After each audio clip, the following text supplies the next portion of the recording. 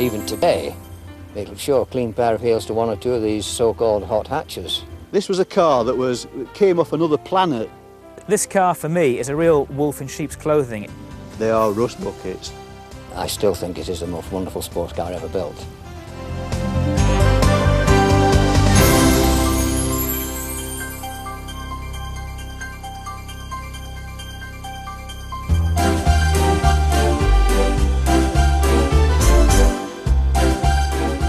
Jaguar started in the most unlikely of places. It was Blackpool and Lancashire, as opposed to the Midlands, where most of the motor industry was founded. William Lyons lived with the Lyons family in Blackpool, and he, with a partner, William Walmsley, started the business of the Swallows Sidecar and Coach Building Company, and they made handmade specialist sidecars for the motorbike industry. The sidecar business was very big in those days because, of course, motor cars were very, very expensive, so most people had motorbikes. And of course, if you had a motorbike and you had a family or girlfriend, you had to have a sidecar to go with it. The normal run-of-the-mill sidecars were quite awkward, square, tin-shaped looking things, nothing very attractive or stylish. What William Walmsley found was that with his Zeppelin-styled sidecar, it gave a new stylistic approach to the sidecar and made it an integral part of the bike, and it looked racy and attractive and sporty. And that's what William Lyons realised the potential to produce something rather special here. William Lyons, however, always wanted to produce motor cars, and the most popular small car of the day was the Austin 7. So William Lyons found a tame dealer in Bolton and bought an Austin 7 rolling chassis from them, took it back to Blackpool and built around it his bespoke Swallow body. And everybody found this so exciting that Henleys, who were then the largest retail distributor of motor cars in the day, commissioned Lyons to produce initially 25 of these cars a week and later 50 of these cars a week, and that really set the business going. As well as the Austin 7 Swallows, of course, Swallow also bodied other cars, especially for their owners. Things like Mollish Cowleys were bodied, Wolsey Hornets, Swifts, Elvis, and perhaps the most famous outside of the Austin was, of course, the Standard Swallows. With the success of the Austin Swallow in 1928, William Lyons realised that to expand the business further, he had to move everything to the Midlands, because that's where not only could he buy the parts, the important parts to be manufactured, but he got the wealth of skilled labour available to produce motor cars. So they moved to Foles Hill in Coventry in 1928, continued to produce the Swallow sidecars and the Swallow-bodied vehicles, but William Lyons again wanted to produce his own cars, and so in 1931 the SS marque was born. SS Cars Limited, and they produced cars throughout the 30s. And in 1935, due to the initial success, William Lyons designed a brand new luxury saloon to introduce in September 1935, which for the first time he not only used the SS car name as a make, but also introduced a model name, and that was Jaguar, and that's the first sight we had of the name Jaguar. Right from the very beginning, Lyons was aware that he was trying to create something that looked sensational but didn't cost all that much. But in order to market his cars, he wanted to present his £300 motor cars as if they were £1,000 cars, and one way of doing that was actually to produce sales literature, particularly, that matched Rolls-Royce. Post-war, like any other car manufacturer, they had to produce the same models they did pre-war. However, the SS name had a different connotation after the war than it had previously, so they had no choice but to change the name of the company. And what better name to change it to than Jaguar? So Jaguar Cars Limited was born in 1945. After the war, Lyons was still very concerned with presenting this upmarket image. So much so that with limited paper allocation, he didn't produce what most people did, a simple slip of paper. He decided to produce an exact replica of his pre-war catalogue at 1/10 size. It was during the war, with its Coventry factory requisitioned by the Ministry of Defence, that the designs took shape for one of Jaguar's all-time classics, the XK 120. This legendary car was the work of Jaguar's Bill Lyons, Chief Engineer Bill Haynes, Claude Bailey, and Harry Westlake, among others. It was introduced basically as a PR exercise to introduce the new 3.5 litre engine, which William Lyons had designed and built during the war, really. When it was launched at the motor show, of course, it had on it an aluminium body built over an ash frame, and that was how it was intended to be, just a few models. But of course, with the launch that it had and the publicity it got, of course, they actually made the decision at the motor show itself to put it into mass production.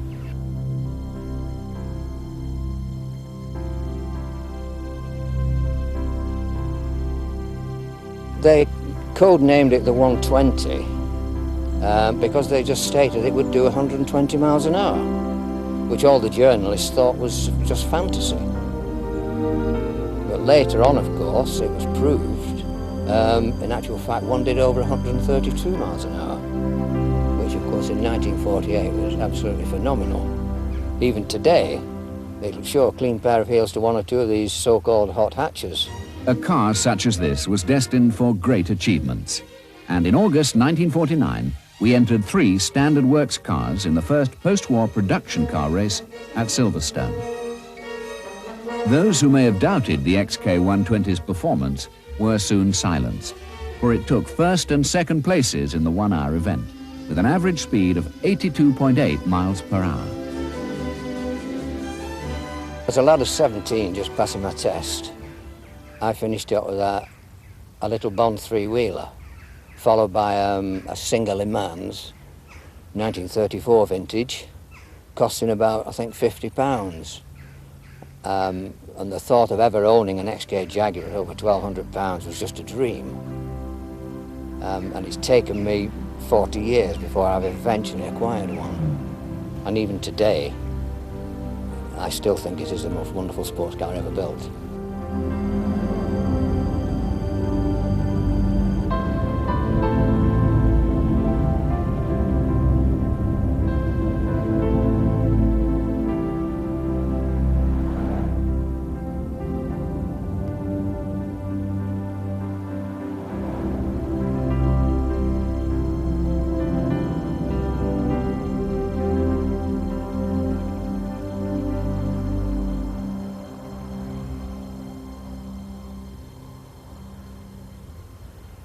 Whilst the XK120 was an instant success at the motor show in 1948 for Jaguar, the company as such was still an unknown quantity to many in the world.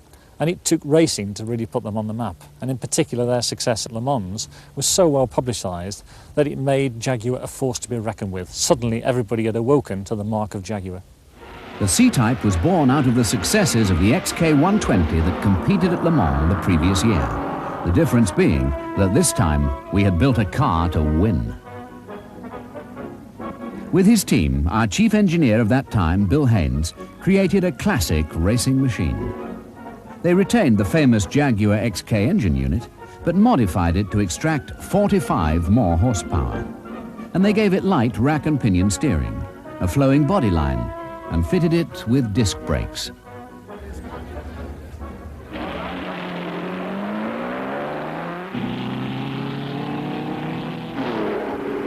That Le Mans saw Jaguar's drivers Whitehead and Walker take first place. The heart of Jaguar's racing success in the 50s was undoubtedly the 3.4-litre XK engine. That was very, very important from them because this was the single engine they had, and it had to power all their subsequent sports cars and saloons. And so every success that Jaguar gained on the racetrack or on the rally helped the ethos and the saleability of the saloon cars.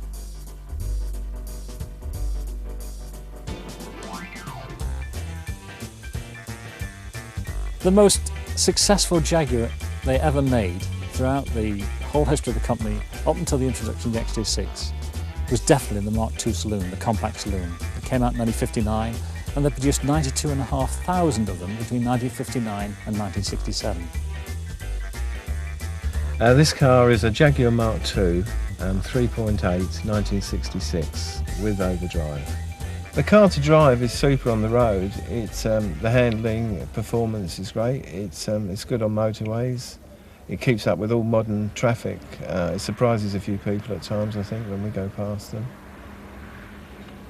The performance figures are quite good. 0 to 60 in 8.5 seconds for the 3.8 and 125 mile an hour top speed. At the time in the 60s you had things like Zephyrs and Austin Cambridges and things like that, which the performance figures were about 85, 90 maximum top speed. I mean, this was, when it was introduced, was quite something. I mean, it competed with such cars as Aston Martins, ACs and things like that, which were a lot more expensive to buy. The XK engine that the Mark II uses is a beautiful engine. You can go down to, say, 20 miles an hour in top gear and still pull away. And you can drive a manual as an automatic because there's so much power there. and talk. The car, I think, was aimed at the young executive type that wanted some performance. The positive aspects of the Mark II saloon are that it was both economical, it was small, and actually at the beginning of its life, for the first 3 years, it was actually the fastest production saloon car in the world you could buy. It was de rigueur to own one if you were a racing driver at the time. It was very successful in rallies in its own right, in races, and of course the police used it extensively in the late 50s and early 60s for motorway patrol work because they were so reliable and so fast.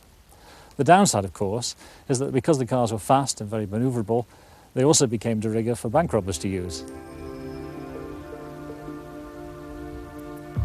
I think modern cars are all the same. You look at modern cars and you can't tell them apart, but if you see a Mark II Jag coming towards you, you recognise it straight away. It's got beautiful lines, and if you drive one, the performance is superb, and the interior, the walnut and the leather is absolutely brilliant. I wouldn't want to own another classic car than the Mark II.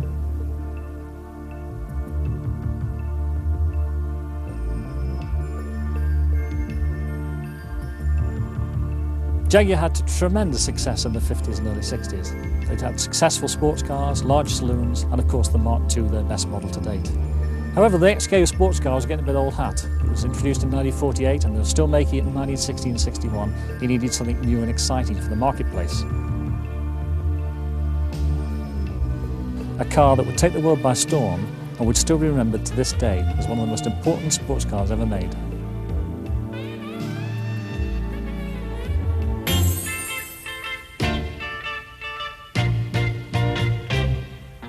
Ask someone what they remember about the swinging 60s, and they'll probably mention the Beatles, Mary Quant, and the E-Type.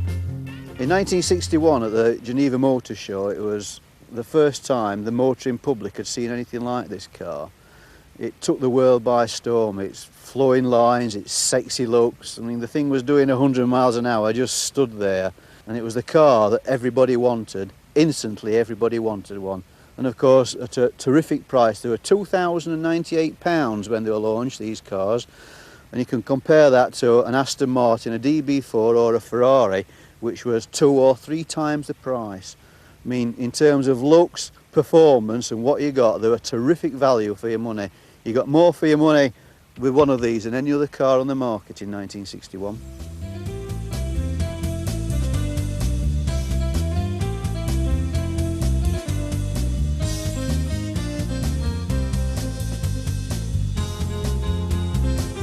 The type of person that would buy this car would have been somebody who wanted a bit of flash, show business type people were very typical, high profile, public image, you know, bang up to date car, red hot property. They were also an extension of a CAD's car. Jaguars were CAD's car, you know, bank robbers type image, all this sort of thing. And these were an extension of that. I don't think many E-types took place in bank robberies because you didn't get much of a safe in the back.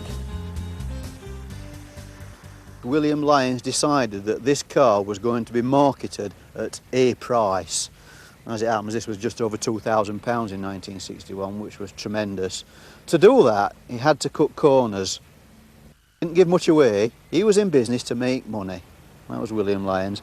And one of the areas that suffered in the quality was in the bodywork. Perhaps he should have used a little bit thicker metal in places, designed some rust traps out of it, but no, I'm afraid he got all these included. And Jaguars, as any Jaguar owner will know, who's had one more than 5-6 years old, will tell you, they are rust buckets. And nothing rusted better than an E-Type.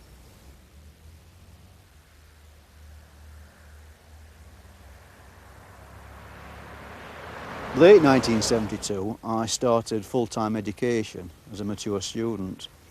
And the inaugural talk we got on the first day, by one of the lecturers, was about student life. And he said, you will be able to do this and you will be able to do that and you'll not do this and you'll be living on grants, because we were on a student grant in those days, and you don't expect to run any Jaguars out of your grant, but you'll have enough to survive on. And I thought, well, here's a guy, you know, mature student, coming to full-time education running a Mark II. And I wonder what he'd have thought in 1975. Well, not only had I got the Mark II, I'd also been out and bought this. And I bought this when I got my grant cheque for 1975. And I had to live on virtually fresh air for the next academic year. But I bought it, it skint me to buy it, and I've never regretted it since. Lyons thought it wouldn't sell and was worried that it was too obviously a racing car. So that the sales material and the marketing material is very much emphasising its comfortable, easy drivability. Press photos and launch photos show glamorous women in cocktail dresses on lawns of country houses. There are no shots of racing tracks, there are no shots of E-types in anything that could be misconstrued, because clearly if you wanted people to buy the car to pose at Monte Carlo in, or to drive across California, you didn't want to put them off by thinking you were taking on something that was too obviously a racing car. When you finally get behind the steering wheel of these cars, you feel as though you've been elevated up into society. You will become as successful as people like Simon Dee and Adam Faith and racing drivers like Graham Hill. You will become part of their little clique. But of course, the fact that there's probably 15 years between the two, I paid virtually nothing for it, and they were getting one off the production line that was brand spanking new. We tend not to talk about that too much.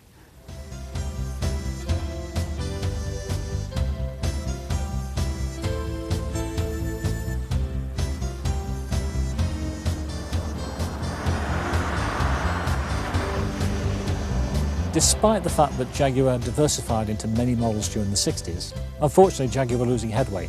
They had old cars. This was during a period, of course, when Jaguar were looking to launch a brand new car. They were developing, in effect, a one-model policy to bring out a car that would suit all marketplaces for all seasons, and that was the XJ6, which was launched at the Motor Show in 1968. In 1968, when the car was launched, Jaguar was still their own company in their own right. But shortly after that, what became British Leyland took them over. And then from literally 1972 and 3 onwards, the BL influence and the lack of investment, the general attitude, created a decline within the company, which really expressed itself badly in the Series 2 XJs, which had perhaps the worst reputation for build quality. The cars were always breaking down, the paintwork was terrible, even the chrome finish was bad. And this was to lead through a very grey period for Jaguar, which took a long time to get out of.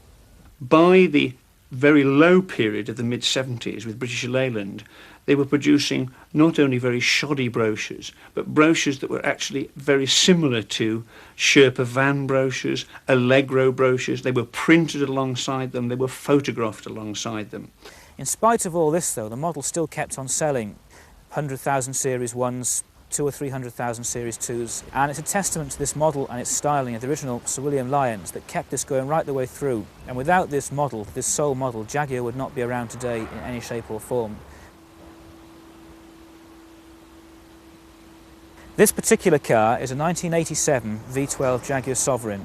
Mechanically, it's got a 5.3 litre V12 engine, 3-speed automatic gearbox and a power lock differential which aids road holding.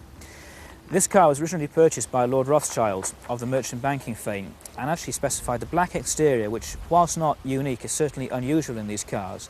Then he had the original interior removed and it was all retrimmed in a much higher quality leather called aniline leather to give it a much more a feeling of almost a gentleman's library, gentleman's club sort of feeling inside, which coupled with the dark walnut wood really gives that nice feeling of comfort and relaxation. This car, for me, is a real wolf in sheep's clothing.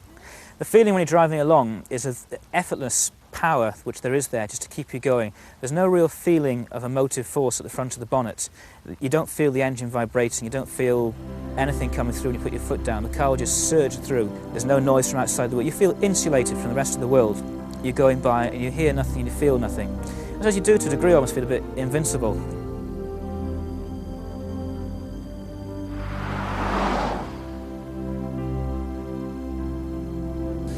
The XJ series Jaguars were Jaguar's most successful car ever, produced from 1968 right through to 1992 in Daimler V12 format.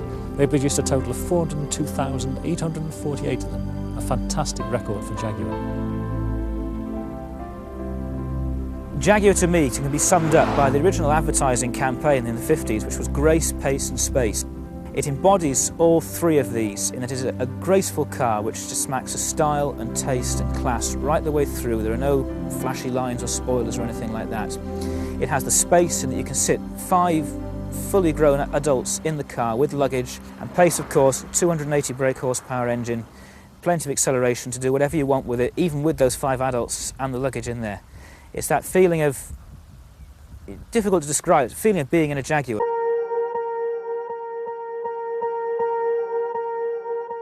Swear I won't forget this, why do I regret this? In my mind reckless, thoughts are feeling endless. Sitting up I'm breathless, anxiety's infectious. I feel so defenseless, betrayed and embarrassed. I hate being open, I hate being broken. I feel like an ocean filled up with emotion. Anger ain't a potion, rub it on like lotion. I can feel it soaking, reopen, the scars have awoken.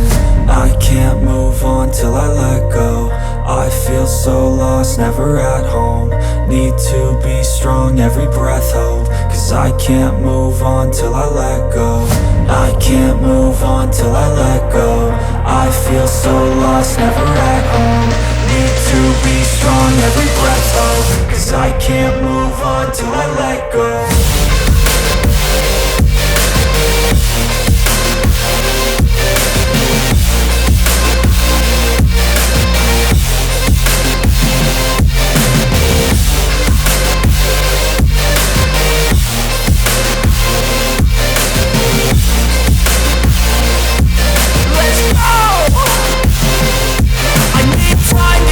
The pain makes it real, I don't wanna feel, I just wanna kill the bad thoughts and steal a good thought and feel. I'm just lost, I feel, I'm just lost, I feel. I need time to heal, I can't steer the wheel. Cause this drive it kills, and it gives me chills. A nice road it feels, I slip off the peel and crash all the steel. Will I ever heal?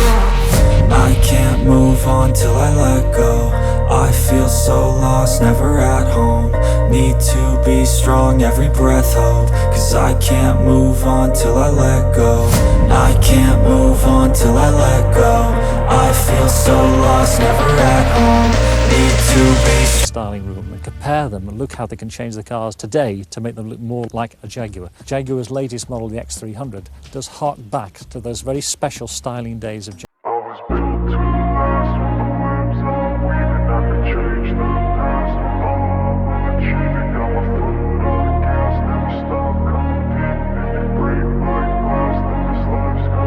I wanna be the best in the game, invest in my name. Check no restraints, I'm obsessed with the pain. I ingest, I retain, assess and I change. Possessed by the thought I'll be free one day from society's restraints. Money, clout and fame, mud, disease, a plague. We all love to hate, have to play the game, have to make a name. All our insecurities are on display. This is war with the enemy, think that it was meant to be. Living in a time where disease is on every screen. I won't let them fester me, I know most are festering.